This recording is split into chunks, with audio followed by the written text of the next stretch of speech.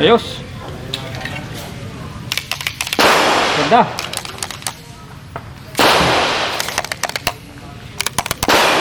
Yan. Metrillo Damaster Edition.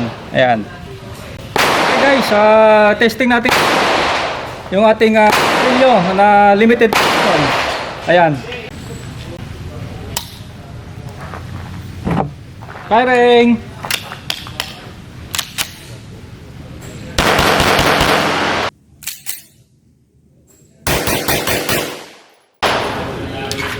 Ayos.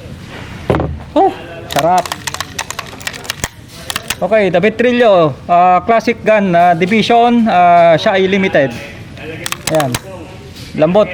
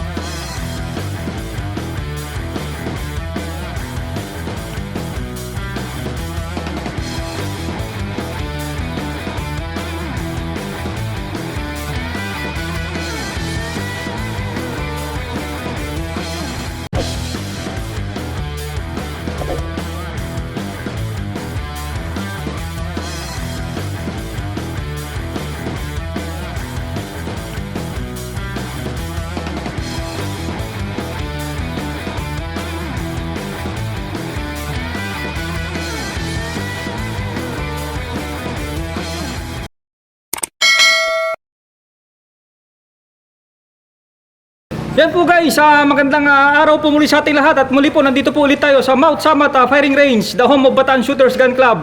Ayan, and for today's video guys, another gun review po tayo and babalik po ulit tayo sa gun review ng Metrillo. Ayan, ito po yung ating iba-vlog. Usually nakapag-vlog na po tayo nito, the Master Edition, standard po siya. So ngayon po, ang i-gun review po natin na another Metrillo gun, ito po ay Classic Division naman po siya. Okay, so anong mayroon dito sa ating Classic Division gun na gawa po na manufacture po ni Metrillo Gun Corporation. So ang Damaster po, usually ang serration niya po ganito. So ang serration po ng slide, saka yung serration po ng slide ng standard na Damaster piece, saka yung Classic Division na Damaster piece din, ay same serration po sila ng slide. Ayan, ganyan po guys. Of course, yung kanyang trigger, ganyan po, signature design din po ng ating MGC o yung ating Metrillo Gun Corporation. So yung kanyang trigger guard ay square na rin po siya. So yung kanyang grip, ayan, ganyan po yung kanyang design at yung mag wheel. Okay, so maganda po yung kanyang forma. So proceed po tayo sa sight. So yung kanyang front sight, fiber na po siya at yung kanyang rear sight ay bumar. Ayan, so adjustable po siya ng left and right. Okay, so yung kanyang safety notch ay ambidextrous safety notch. Pwede po siya sa right-handed saka left-handed. Okay, so yung magazine na release niya, ganyan po yung forma niya. So makapal na rin po siya, so madali po siyang pindutin. Ayan, so ganun din yung ating mga diniscuss nung nakaraan, yung standard division. So ganyan po yung kanyang magazine release. Ayan, para madali po siyang pindutin. Yung serration po ng frame niya, hindi po siya long dash, ganyan po yung kanyang forma. Okay, proceed po tayo sa kanyang internal peripherals. So yung kanyang barrel, bull barrel na rin po siya. Ayan, so ang brand po ng barrel niya ay branded po siya, Showman. Yung kanyang tanks din kay Drad, same as standard na ating diniscuss before. Double spring na rin po ito guys. Double spring na rin po siya. Siyempre yung kanyang hammer set, since ito ay Damaster, so yun din po yung brand na kanyang hammer set, Damaster din po siya. So minapacture po siya ng MGC. So pinalambot po yan. At the same time, sinama na rin pong tinono yung recoil spring. Ayan, yung recoil spring saka yung tungsten guide rod niya. So, yung recoil spring, pinapalambot po yan, tinutuno po nila. Ano po yung malaking tulong pagka malambot po yung recoil? So, of course, pag matigas po yung recoil spring mo, na malakas po yung kanyang tango. Malakas po yung tango ng gun. Ayan, so pinapalambot po yun para smooth lang po yung recoil niya. Madali po siyang i-prevent ng grip. Okay, proceed naman tayo sa trigger pull pounds niya. So, sinukat namin ito. Ang nakuha naming result ay 1.8 pounds yung kanyang trigger pull. Ayan. So, malambot po siya. So, katamtaman lang po yung kanyang lambot. Ayan. Yung kanyang yung trigger guard ay square. Compatible po siya sa holster ng 1911 at 2011.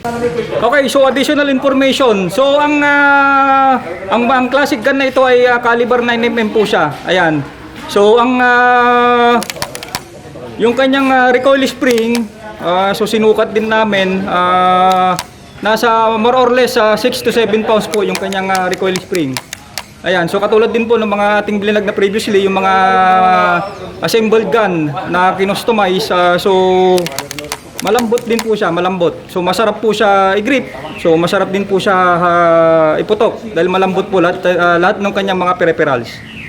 Okay, so pag pinurchase po ito kay Mitrillo, ang kasama niya pong magazine na kasama ay dalawa at ang capacity po ng kanyang magazine ay 10 rounds. Okay guys, ito po yung isa. Mitrillo din po siya. Ayan, so caliber 9mm din po siya. At ang ano po nito, ang edition po nito ay limited. Ayan, ganito po yung forma niya. So kung titingnan po natin yung The Master.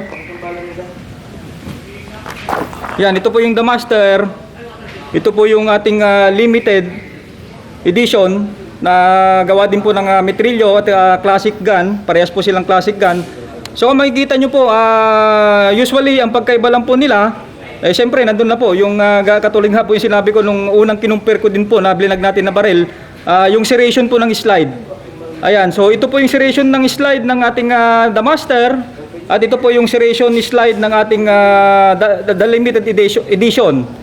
At yung mag-wheel saka yung grip, same lang naman po yan. Ganyan po ang signature design ng ating MGC, yung ating Mitrillo Gun Corporation.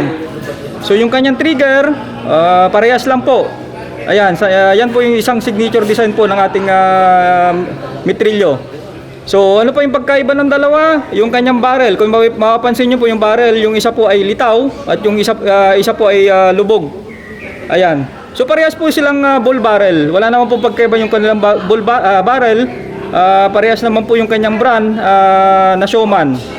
So parehas po silang caliber 9mm. So yung front sight, ganun din po, fiber na rin po siya.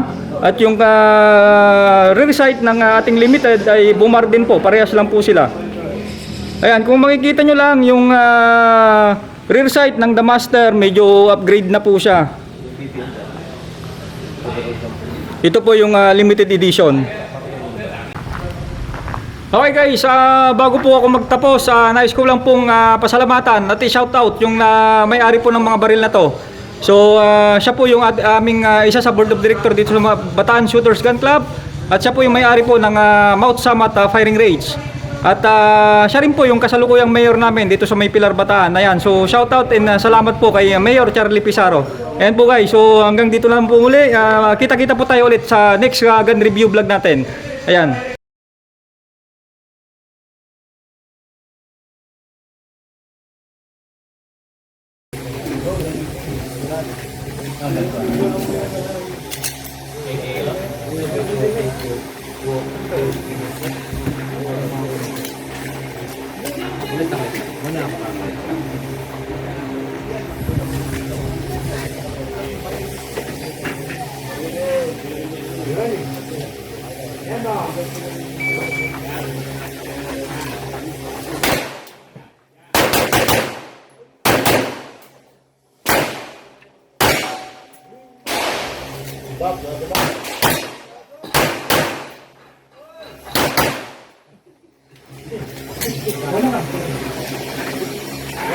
Ano